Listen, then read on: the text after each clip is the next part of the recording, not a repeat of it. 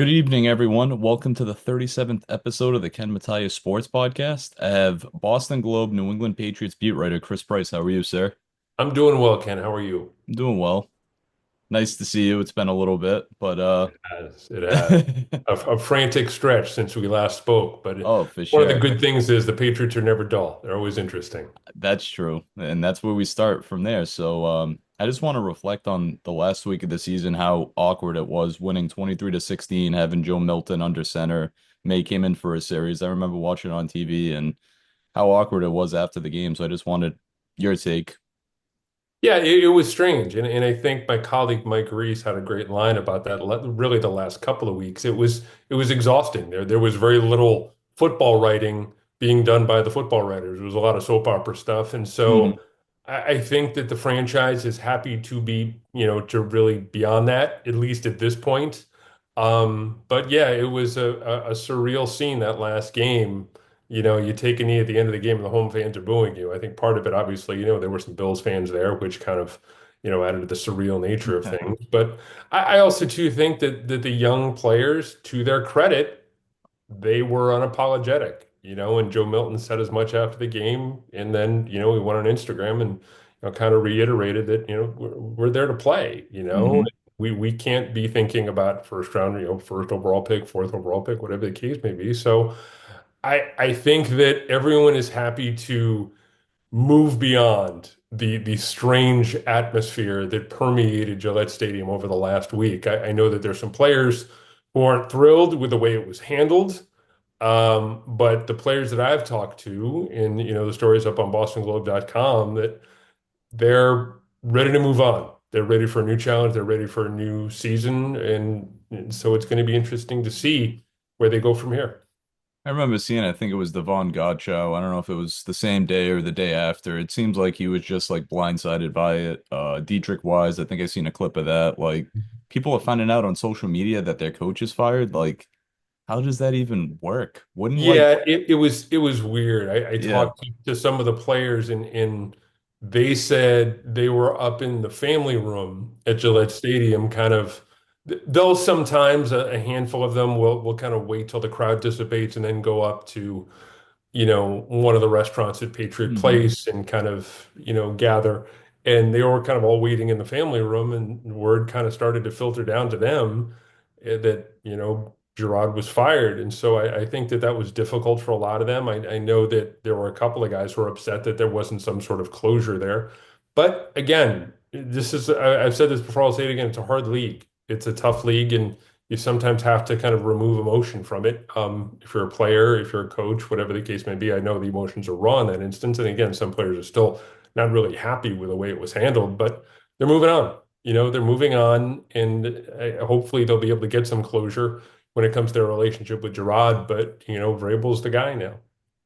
How was it basically being there after the game, having Mayo speak to the media, and then shortly after he was just let go of his contract or stripped of Yeah, the it, head it coach was title? it added to kind of the surreal nature of the day because most of us heard. I'll tell you how I found out. I was walking back up to the press box, and Christian Fourier was coming the other Yep. way, and he says, "Did they just fire him?" I just saw it on Twitter, and I looked down and looked at my phone. I was like, yeah, Yeah. it looks like they just fired him. So, um, usually you hear about it in a different way, and I kind of had to double check just to make sure. Um, and I've checked with the source and found out it was indeed the case. So we kind of very quickly shifted our focus. Usually our post-game focus is all kind of huddled with the editors and the other Hmm. writers and say, okay, you're writing this, I'll take this. So we kind of very quickly had to shift our focus. But it was just it, like I said, it all added to the very strange nature of what was already a strange afternoon. Yeah, I mean, they just literally won, and what reports were coming out, it's like he got fired, and I'm like, damn. I left my phone at home. I stepped out with my wife and my son and stuff, and then I come home and I look at my phone, and I'm like, they moved on from Mayo. I was like, all right, yeah, wow, that was Yeah, pretty quick. So, yeah. I mean, nothing against Coach Mayo. I thought he did the best he could, but then more reports were coming out. The Arizona flight back to TF Green, playing cards with the players. I mean, that happens, but obviously after getting what was it like 30-17, 30-15 by Arizona? Like that's a game you should have won. I agree. As much as Yeah. I'm a big Kyler Murray fan, and that's an intriguing team, and they missed the playoffs unfortunately. But I mean, how was the vibe basically after that Arizona game? Where did things like shift towards the last 2, 3 weeks of the season? Was it the Chargers game that just tipped Kraft over the edge? Yeah, it was, I think there was a pivot point. Maybe the best way to describe it was Hmm. the Arizona game. Coming out of the bye, the thought was, okay, they've had 2 weeks to prepare. They're on the road, but it should be a competitive game. Look, Arizona's a borderline playoff team, Yeah, they but were like a bubble team. yeah, you should go out there and you should put a competitive performance on film. And, everyone is cognizant of the reality of the situation. You're not going to make the playoffs, but to have them come out and not display that sort of fight was a little bit surprising. Then they were able to bounce back against Buffalo. And I thought Hmm. Buffalo at that point, the way they played against Buffalo, you could make a case that, okay, Jerod is safe going into 2025. They responded after a really poor performance on the road. They pushed the Bills to, the fourth quarter. And then you turn around and you submit the kind of performance you did against the Chargers. And then after the Chargers, all bets were off. Like I remember telling someone that, look, after, I thought Jerod may have kind of saved his job with the performance they put out there in Buffalo, but the Chargers game, everything changed that afternoon. It was it wasn't the worst loss I've ever seen, home loss I've ever seen in franchise history. Look, I've covered the team since 2001, but Yeah, it, you've it seen was a up lot of there. games. Yeah, yeah. I mean, I had, yeah, but I'll say it's up there, or it was up there. So. I don't think there was any bouncing back from that. I don't. And then the weirdness of the last game and just the I don't want to say the out of control nature of the locker room, but things were clearly it wasn't a great spot. And so I think you take all those things into account. I think they made the move that they had to make. Yeah, for sure. I mean, that Chargers loss, that was tough. It just seems like I'm not speaking for the team because you're around the team and I respect the team and I love the team, but it just seems like they just kind of gave up. Like they gave up on their coach and it was just like, all right, the season's done. We're gonna end up the Yeah, same road that we just rode last year with Coach Belichick. yeah. And, to see the team go 8 wins in 2 years and have the same record back to back, it's tough. I The mean, only team, I'll give you a stat, Ken, and I wrote about this the other day. yep. The only team that's won fewer games since the start of the 2023 season is the Carolina Panthers. Wow. And they ended up, I think, what, 5-12 maybe this year? Yeah, They beat Atlanta. they won 7 games over the last 2 years, and the Wow. Patriots are one, I think, of a couple of teams that won 8 games since the start of the 2023 season. So look, I mean, this is That's just unheard of. yeah, I mean, and they're gonna this is the third straight year they're gonna miss the playoff. The Patriots missed the playoffs. They Yep. haven't done that since the early 1990s. They haven't picked in the top four in back-to-back seasons since I think it was 93, 94 when So they around the Kraft tenure then. yeah, it's like all of these when you start kind of pulling out the stats that say this is the first time since Hmm. whatever that they've had this kind of performance, That's it's not bad good. news. Yeah. It is. It's just it's a really unfortunate stretch, and there is a bit of a institutional rot, with the way things are currently there, and so the thinking is that you're able to get a guy like Vrabel who is a charismatic, commanding presence. We were reminded Hmm. of that today. It Yep. looks like at least right now they're going to keep Elliott Wolf in that job, and maybe he works with Ryan Cowden moving forward. Maybe there's some changes, but look, there's I said this before too. There's a long road back to relevancy for this franchise, and I think if you're an optimist, it started today. Yeah, for sure. And speaking about today, I was happened to catch the presser around lunchtime and I loved everything what he had to say. Like, let's get to work, this and that. It was a nice gesture by Mr. Kraft having his wife come up on stage, Vrabel's wife, Jen, give her the flowers and stuff. And I hate to compare last year's to this year's because I know you're probably there for both, but how was the vibe with Mayo being hired and then the vibe with today with Vrabel being hired about a year apart? Seems like it was just a Yeah, it little was. different, like no flowers. Maybe I missed that last year, but Yeah, I think it was about the same. about the same. Yeah, I think there's a familiarity with both of those guys. And I think that came through. I'm trying to remember what it was like a year or so ago. I know he had his kids there, Mayo's kids, his Yeah, wife and stuff. yeah, and I think that the thing that struck me again was the familiarity with that Kraft has and the clear level of affection he had last year. Obviously, things have probably changed with Mayo, but the level of affection he had last year for Mayo in that press conference, that clearly came through, and the level of affection he had for Vrabel in this one too. I don't know, I don't know if there was a whole lot of difference between the Hmm. two, at least in terms of press conferences today. Now, look, there could be every single year there's a team that goes worst to first in the Yeah. NFL, almost every single year. And you start to think, okay, well, the Patriots have $100 million in cap space. They have what looks to be an easier schedule in 2025 than 2024. Maybe the Patriots are this year. So look, but just for one day, I struggle to find a big difference, at least sitting there today, Hmm.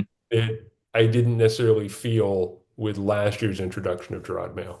I don't know. Maybe it was just me watching on TV and I was watching on at work last year or whatever it was. It was just on the Mhm. go, but it just felt like the vibes were better.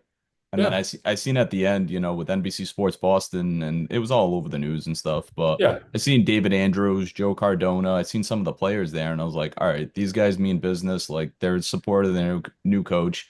Was Drake there today? I didn't see Drake May, No, but no. no, I'll say this, if you want to measure player support, and it's unfair because last year's press conference, there were a lot had of guys Mac who were there. Jones and yeah. Yeah, there were there were a ton of Hmm. guys who were there last year for There Mayo. was, yeah. And there was only three, four guys Yep. who were there today. So I mean, in terms of overall energy, I think and again, it's unfair to compare because it happened at different times of the year.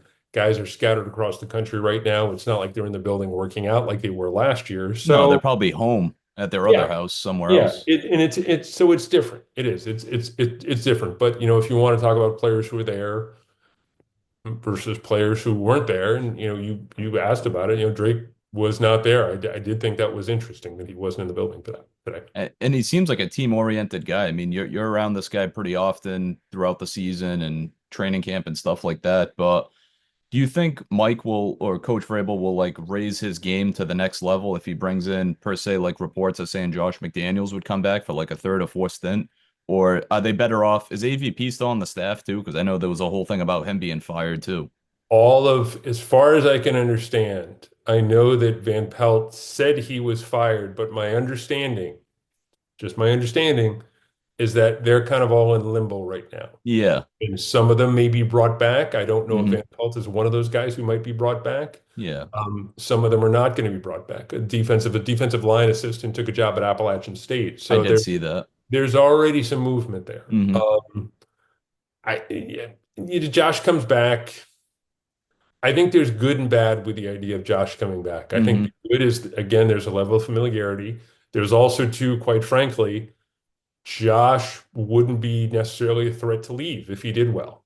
I Hmm. don't think he would be a threat to leave because I think that his name is still it would be a difficult sell out there in the rest of the National Football League because of the experiences he's gone through.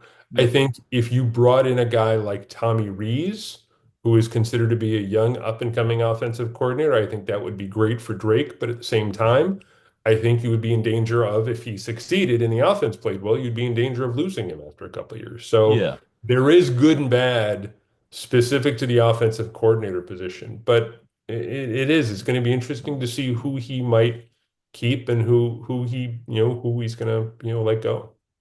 You think he might bring any personnel from Tennessee that's either there or former coaches, assistants that he has ties with? Because No, no. but I mean there might be a guy Hmm. that kind of is, but I don't necessarily think he's gonna go like re-import the staff he had with the Titans. It was not Look, the thing with the Titans too, it didn't end well for him in Tennessee. No, it didn't. Yeah. Yeah, I mean, and part of it was the difficult dynamic between kind of the front office and the head coach and who's in charge of personnel and picking the players and draft picks and all that. So I think that's important to bring up here in the conversation that Vrabel's a really good coach, but it didn't end well for him at his last stop. And that's not to suggest that he's going to, fail here, but it hasn't been a straight line of success for this guy, at least when you talk about his last couple of years in Tennessee. So I think I'm relatively optimistic, but I'm a big softie, so who knows? Um, I think I would be more encouraged. I'm more encouraged. Put it this way: you asked about the vibe The between vibe, yeah. last year and this year. I'm given the fact that Vrabel is not a first-time head coach. Hmm. I am more encouraged, and just by that alone, I'm more encouraged about the future of the franchise today than I was 1 year ago. And part of that also, look, goes into the quarterback, goes into the Christian Gonzalez. They have some clear Key building blocks, pieces. but ultimately, like I said, I'm more encouraged if I'm a Patriots fan, what I saw today with a guy who's not a first-time head coach, as opposed to what we saw last year with Mayo, who's going into it for the first time.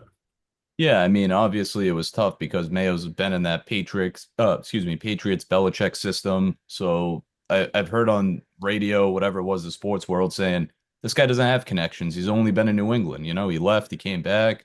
So now that Vrabel's kind of, spreaded his wings, went to Ohio State, the Texans, Tennessee, yada, yada, yada. I was just seeing like maybe he can attract different kind of people from different organizations or Yeah, even out of the college ranks to help him out on the yeah, staff. yeah, and I think that's fair. I think you're gonna get some new faces. You're gonna get some new guys, some Hmm. young blood in there. Um, but I don't necessarily think he's gonna import like his old Tennessee staff. I'll say that. Yeah, it is. I think it's going to be a mix ultimately. The one thing I will be interested to see is I know that Mayo didn't get a chance to pick all of his coaches. And so I wonder what sort of impact, whether it's Ryan Cowden or Elliott or whoever, is going to have on the coaching staff. And maybe Vrabel has autonomy there.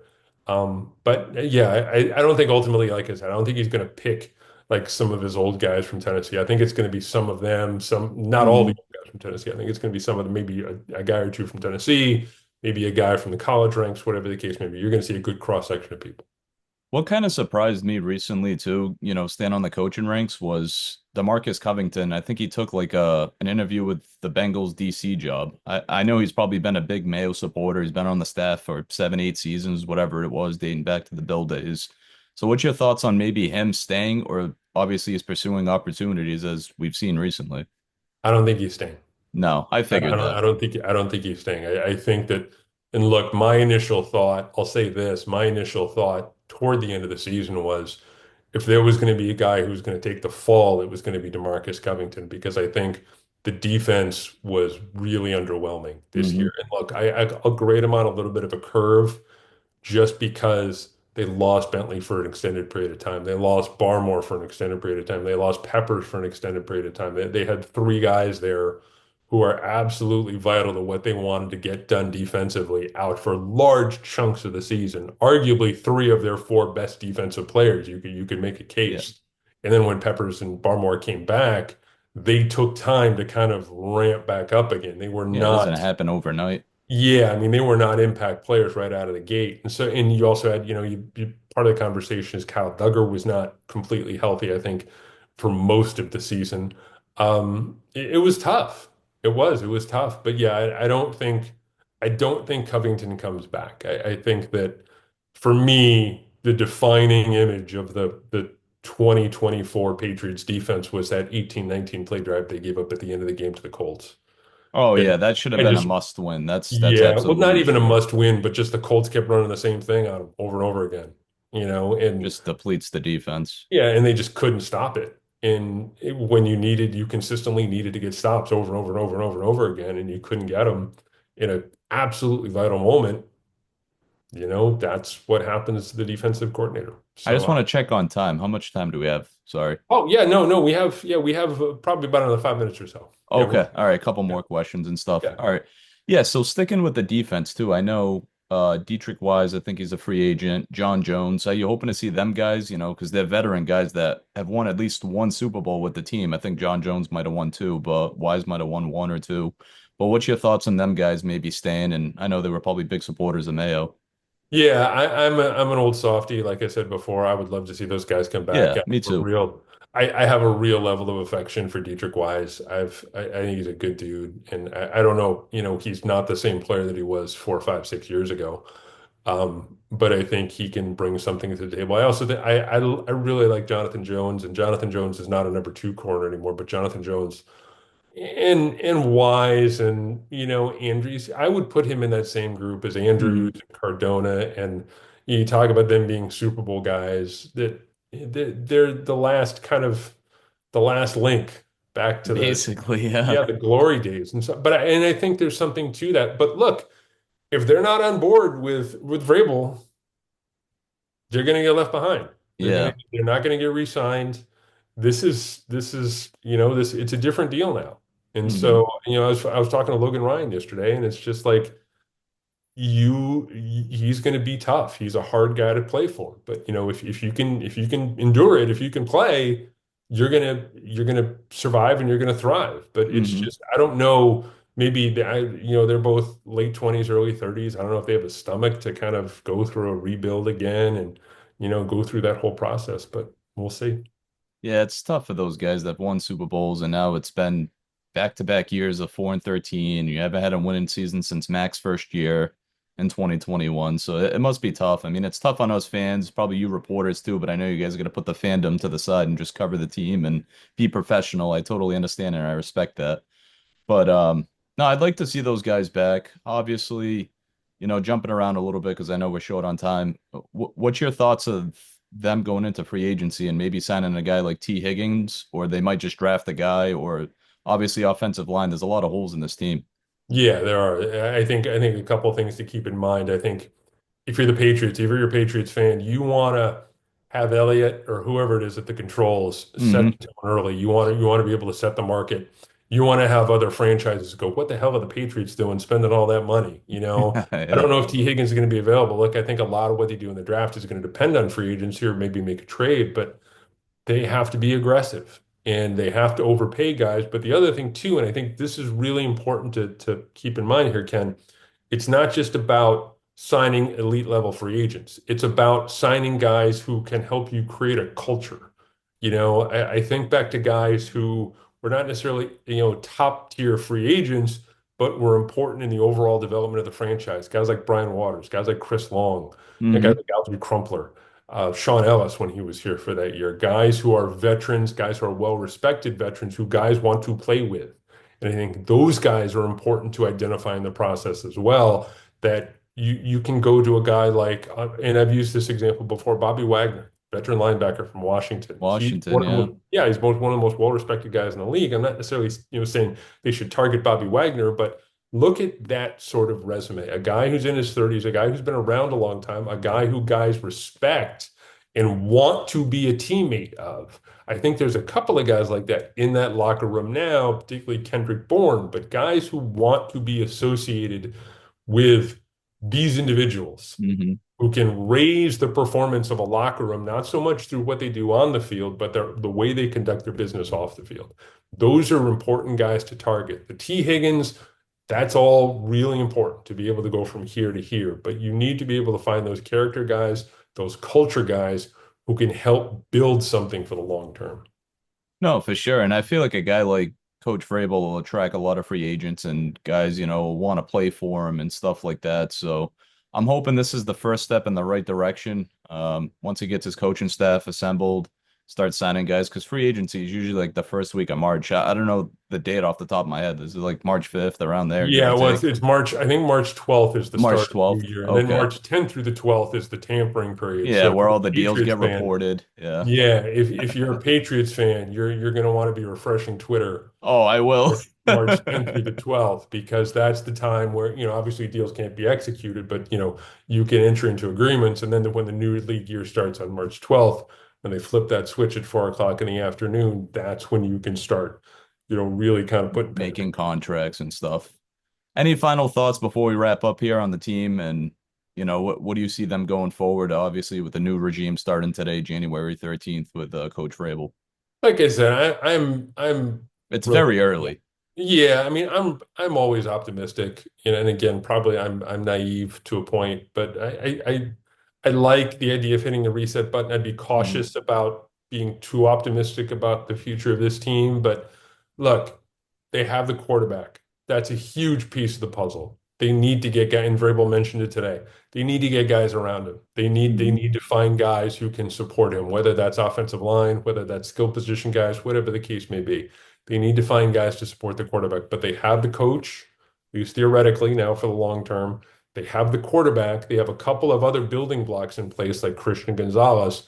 Now the whole thing is you need to start filling in around those guys, and you need to start targeting free agents. You need to start thinking about how you want to rebuild your team through the draft, through trades, and through free agency. It's a long process. It is, and I'm going to preach patience here, but the important thing is you got the guy, you got some guys in place. Now it's about making the most of those guys and again filling in around them.